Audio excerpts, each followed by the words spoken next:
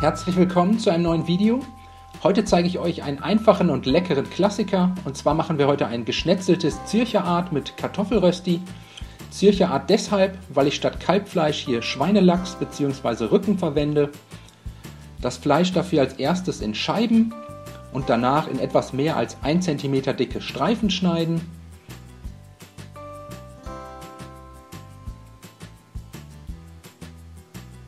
Als nächstes eine Handvoll frische Petersilie fein hacken, dann eine Zwiebel abziehen und ebenfalls fein hacken und 200 Gramm braune Champignons in relativ dicke Scheiben schneiden. Für die Kartoffelrösti 600 Gramm festkochende Kartoffeln schälen und mit einer Reibe grob raspeln. Die Kartoffelraspeln als nächstes in ein sauberes Küchentuch einschlagen und jetzt über dem Spülbecken so gut es geht ausdrücken. Danach mit einer guten Prise Salz und Pfeffer sowie etwas Muskatnuss würzen und alles gut miteinander vermengen.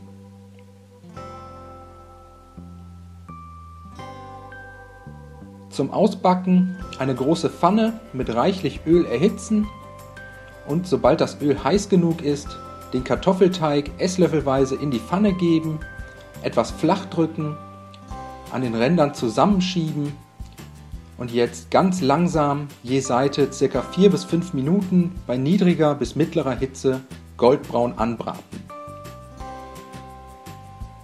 Die Kartoffelrösti anschließend vorsichtig einmal wenden und auf der anderen Seite für weitere 4 bis 5 Minuten langsam zu Ende braten.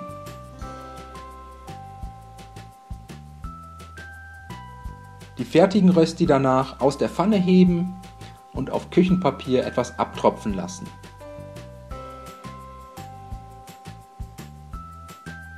Parallel zu den Rösti eine zweite Pfanne für das Geschnetzelte mit einem kleinen Schuss Öl erhitzen und sobald das Öl richtig schön heiß ist, das Fleisch in die Pfanne geben, etwas verteilen, schon mal mit Salz und Pfeffer würzen und jetzt für ca. 2 Minuten bei hoher Hitze richtig schön scharf anbraten. Sobald das Fleisch Farbe angenommen hat, einmal kurz durchrühren bzw. durchschwenken.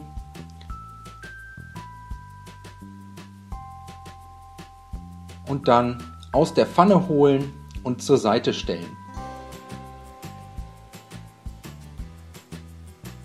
Die Pfanne wieder auf den Herd stellen, nochmals einen kleinen Schuss Öl hineingeben und dann die fein gehackten Zwiebeln sowie die Champignonscheiben in die Pfanne geben und jetzt bei mittlerer Hitze 2 bis 3 Minuten darin anschwitzen, gelegentlich mal umrühren und wenn das erledigt ist, einen gestrichenen Teelöffel Mehl über die Champignons streuen, das Mehl unterrühren und danach alles mit 125 ml Weißwein ablöschen.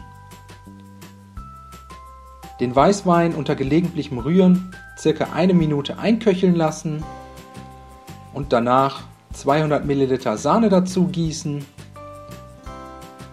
die Sahne unterrühren und alles so lange köcheln lassen, bis die Soße die gewünschte Konsistenz erreicht hat.